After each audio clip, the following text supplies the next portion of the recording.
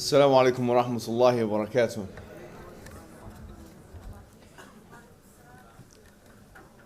Let's get started straight away by saying that Islam is categorically for women's rights. There's no doubt about that. Just as Islam is categorically for human rights, and just like Islam is categorically for human beings giving God his rights as well. And just like Islam is for animal rights. And anyone who denies those realities is denying a part of Islam. Because the ayat and the ahadith that have come about this matter are too plentiful to be disregarded. For example, Allah subhanahu wa ta'ala says, فَاسْتَجَابَ لَهُمْ رَبُّهُمْ أني لا أضيع عمل عامل منكم من ذكر أو أنثى بعضكم من بعض. That Allah subhanahu wa ta'ala replied to them and he said that I will not let to waste any deed of a doer, whether they be male or female, and both of them are from one another. Allah subhanahu wa ta'ala, he says, يَسْتَفْتُونَكَ فِي النِّسَاءِ. They ask you about women. Nisa. قُلِ اللَّهُ يُفْتِيكُمْ فِيهِنَّ. Say Allah will tell you about them. And in that ayah, he describes giving the rights to yatama nisa, the ones who are orphan girls in particular. And the emphasis on female orphans in the Quran, I would argue, is more than any other ancient religious text. The Prophet Muhammad sallallahu alayhi wa sallam, he said in a hadith narrated by Aisha radiallahu anha that إِنَّمَا النِّسَاءُ شَقَائِقُ الرِّجَالِ, that certainly men are equal to women. But it's this equality that we're going to contest and talk about today. Because what equality did the Prophet Muhammad sallallahu alayhi wa sallam mean here?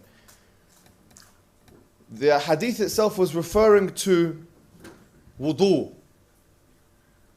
And Aisha was asking the Prophet Muhammad sallallahu alayhi wa sallam, is it the same for men as it is for women? And so he replied with this phrase, that إِنَّمَا النِّسَاءُ شِقَائِقُ الرِّجَالِ, that certainly men are equal to women, i.e. in front of the law. In front of the Islamic law, men are equal to women, so long as there is not an indicator, or what you refer to in Arabic as a qarina, to indicate otherwise. And most of Sharia, or most of the Quran, the ahkam of the Quran Sunnah, are very much for both sexes. The Prophet Muhammad sallallahu alaihi wasallam, on many different occasions, he told men and women, "Istawsamu bin nisa'i khayra," that be good to women. In fact, in his final speech in Arafah, he made this a point of emphasis. Just as he made racism a point of emphasis, and how we should avoid this as well. So there is no doubt in anyone's mind, and there cannot be a disputation, that Islam is pro-women's rights. But the question remains, is the phrase women's rights synonymous with the phrase feminism? That question requires some kind of a historical investigation, which we will go through today. You see, feminism as a phrase originated in the late 1800s. It appeared in some French texts, some medical texts and other texts. It was not regarded as a term referencing women's rights in particular. In fact, it was seen as a derogatory term, a term to label women as fanatics of some sort. It was only seen in a scholastic sense after the 60s or 70s. And if you go on, for example, Google Ngram, it's a really interesting tool. You write the word feminism, you'll find that the word really wasn't being used up until the 60s, 70s to refer to women's rights activism. Is this to suggest that for all of human history, that women were not, where men and women were not asking for their rights or for women's rights? Of course not. Is this to suggest that women only in the 60s and 70s began to realize that it's time to demand rights for women? Of course not. So the point is this, is that feminism now is a political philosophy. It is a political philosophy. If you go into a university, they have gender studies. They have political philosophy courses. It's an ideology. It has its own scholastic tradition. And when someone says, I am a feminist, they are associating themselves with that scholastic tradition, with that framework. So someone can be an advocate of women's rights without being a feminist. And that is the majority opinion in, for example, America or other places where surveys are done, and women decide to not identify themselves with feminism. Now, if you look, for example, in Britain, where the movement, the Western movement, you could say, I'm not going to say it started in Britain, because there was parallel movements in Canada, in the United States of America, in France, and in Britain. But looking at Britain just for an example here, because it was the colonial mother of the world, if you like. For example, in the 1640s, 1650s, there kind of emerged this criticism of the fact that women were not being educated. For example, Belthua Matkin, a woman, she famously said, if you let women be fools, you will let them be slaves. Which is a very interesting point. In 1792, I think it was, Mary Wollstonecraft came out. She wrote a book called Vindication of Subjugation of Women. Very, very famous book. It's seen as probably one of the most impressive books that started what is referred to sometimes as first wave feminism. After her, and during her time, after and around the French Revolution, many people came out, and the main demand was as follows. This was the main premise of feminism at that particular time. The main demand was that women, just like men, have mental faculties, they have intellect, they have rationality, and therefore their intellect and rationality should be nourished through the system of education. And this was the main argument of Mary Wollstonecraft. She said that we should be educated just like men. Why not? We are accountable, are we not? We're intelligent, are we not? We have intellect, do we not have that? So the argument was a very clear argument, a very simple argument, and that's why it was a very true argument. And not many people in history really would go against the premise of those arguments. Or I should say, not many people today, even. Because in the Dark Ages in Europe, you had serious problems when it related, for example, to women's education. So, the main point is, this moved on to what you call universal suffrage. And here is where we need to really think about some very key questions. Universal suffrage is the idea that men and women should both vote. And in both the United States of America and the United Kingdom and other places like Canada and France and other places, there was a movement now to try and get women to vote. Now obviously, once again, from our perspective as Muslims, we don't have any issue with this, because at the time of the Prophet Muhammad ﷺ, when they were doing bay'ah, it was men and women doing bay'ah. We don't have an issue with this. We don't have an issue with it. Fundamentally, like, why should women not have a vote? This is not an issue for us. So once again here, there is no line of demarcation. We have not parted ways yet with the feminists, with the so-called feminists, because at this point in time, by the way, they didn't call themselves feminists. Those individuals didn't call themselves feminists. Some points need to be noted. First wave feminism, despite having reasonable claims, was a racist movement. Now wait a minute, you're going controversial all of a sudden. Yes, I am.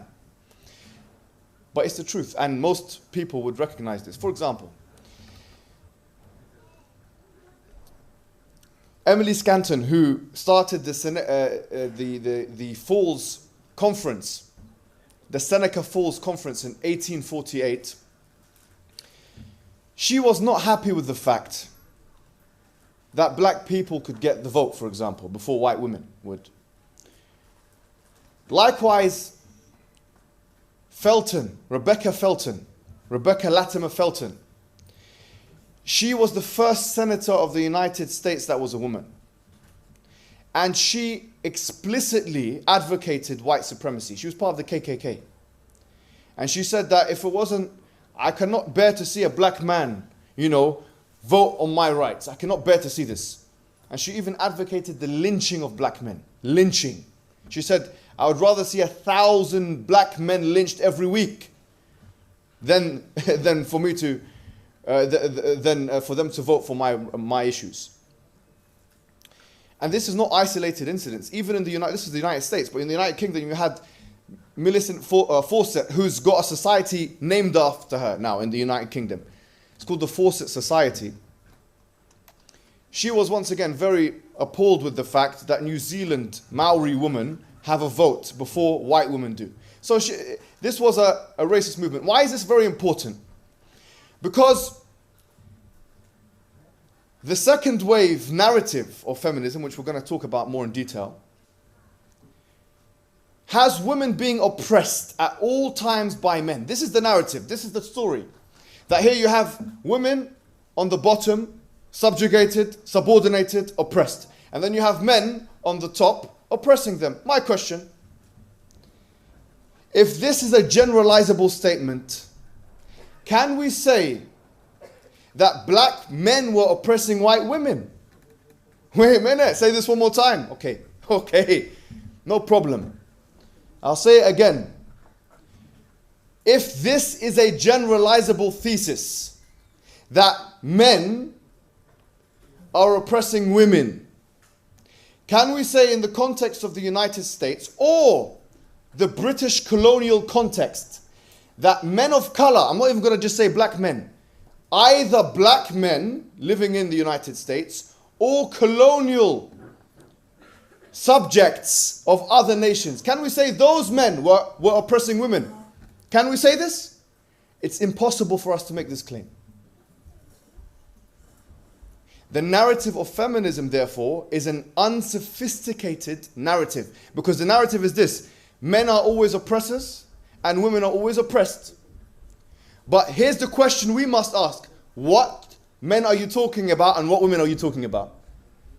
And what time are you talking about? Because each time has its own context. This is our point of separation.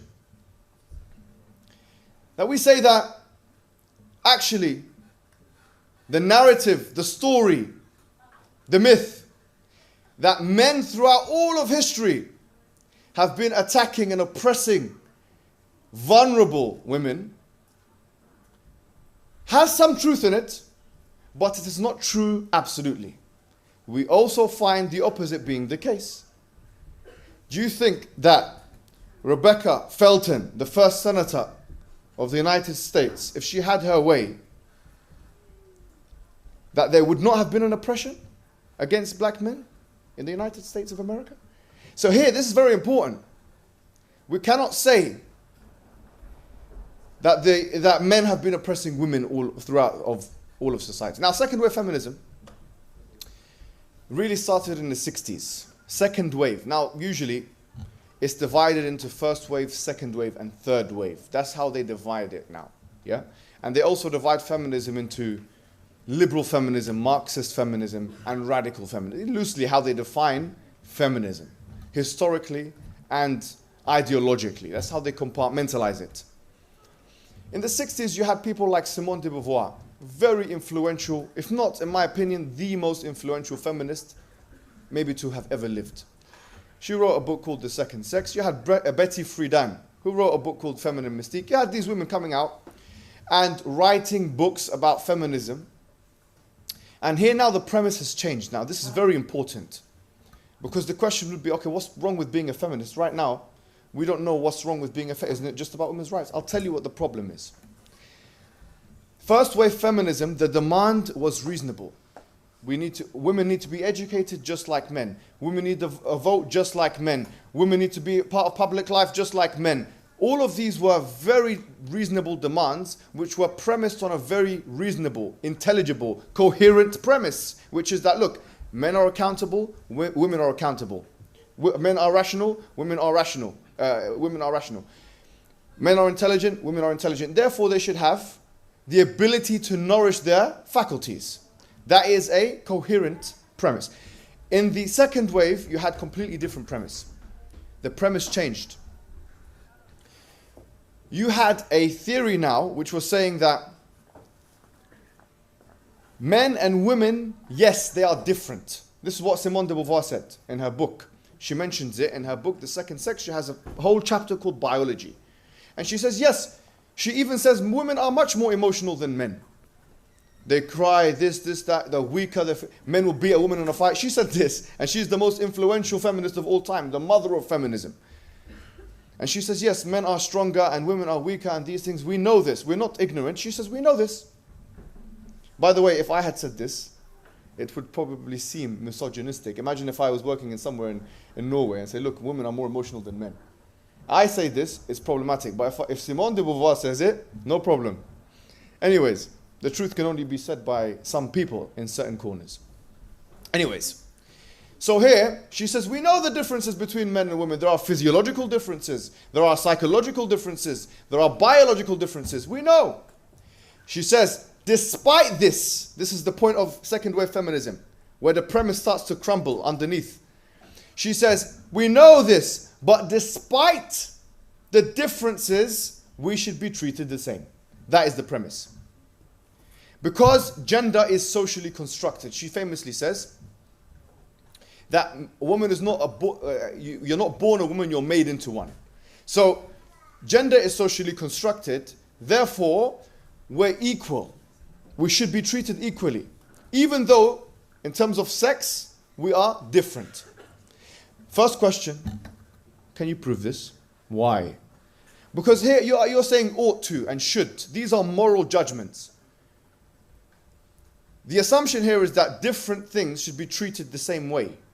My question is, how can you prove this? Is there a mechanism of proving this philosophically? And she provides absolutely no mechanism whatsoever. There is no mechanism. Now it becomes even more ridiculous. Because, and by the way, many people would agree with me, even as feminists, on this point. Third wave feminism, for example, a woman called Montique Wittig, who wrote a book in 1996, and also Judith Butler. I think she's still alive now. These women now are saying that sex itself is socially constructed. Wait a minute, please. Why did you have to go there? Why did you have to say such silly things? What do you mean sex is socially constructed? They use postmodernism, post-structuralism, and these things, and they say sex. You know, when I say sex, we're talking about when a baby is born, they're born with certain genitalia. A man is born with a penis. A woman is born with a vagina. Yes? We can see. No. This is a social construction. Okay, my question to you. How do you know, I would say to her, how do you know what you're saying is not a social construction? How can you prove what you're saying is not socially constructed? This is what I would ask her. To what extent now is, because now there's a tension between science and feminism. You're denying biological realities so you can make a point, a metaphysical point which cannot be proven. Why did they have to say this? This is a question, very important question. Why did they have to go down this route and say that sex is socially constructed, or that it doesn't matter?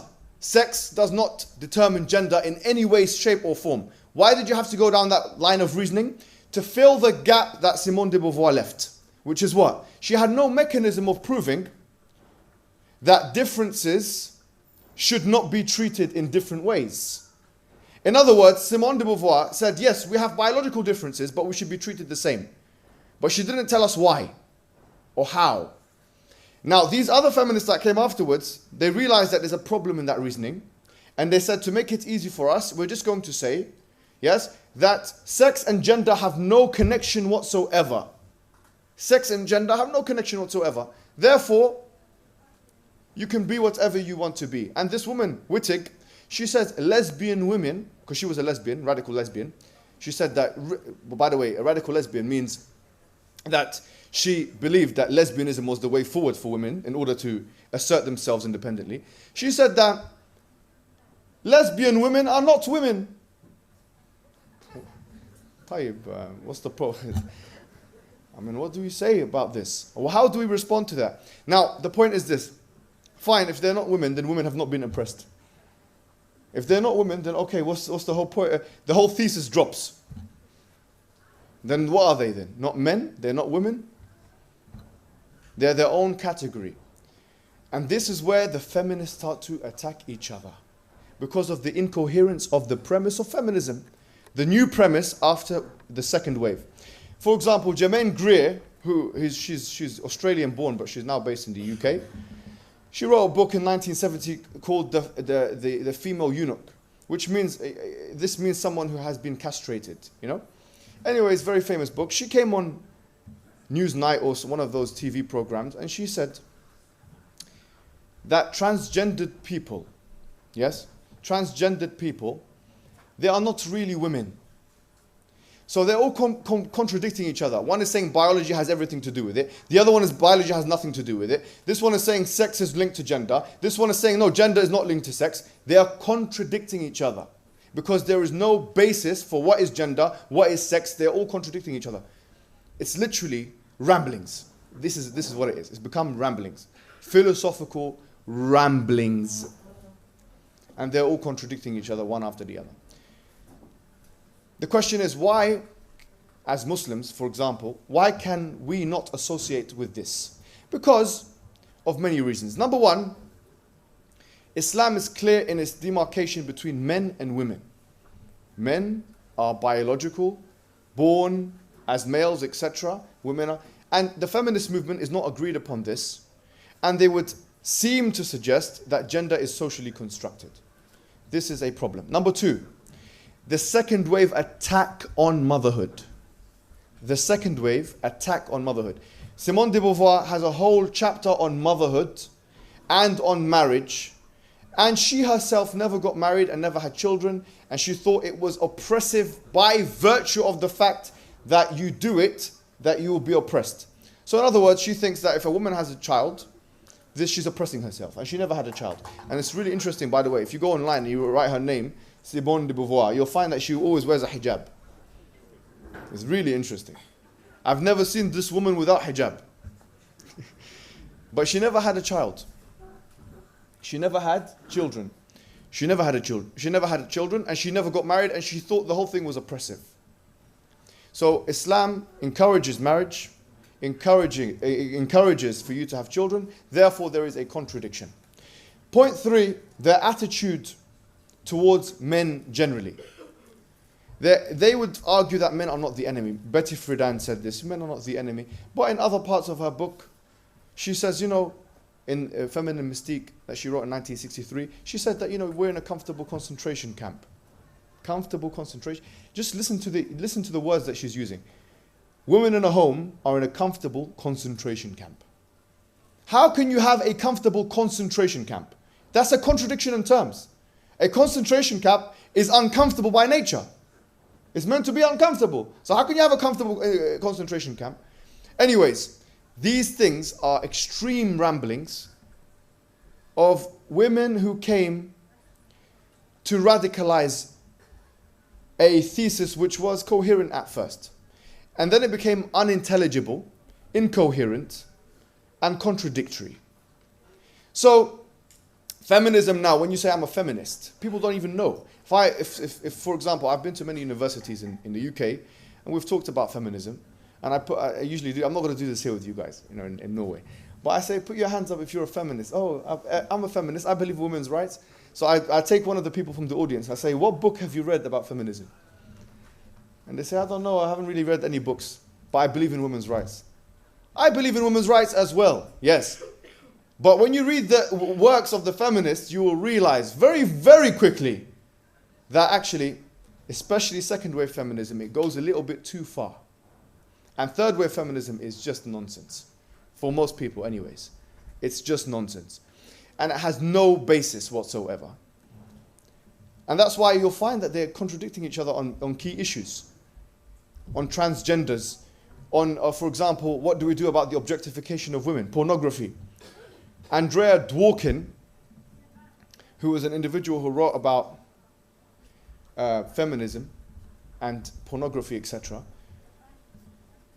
She talked about, for example, there's no difference, and this is, once again, I'll have to check if I read this correctly, between consensual sex and rape.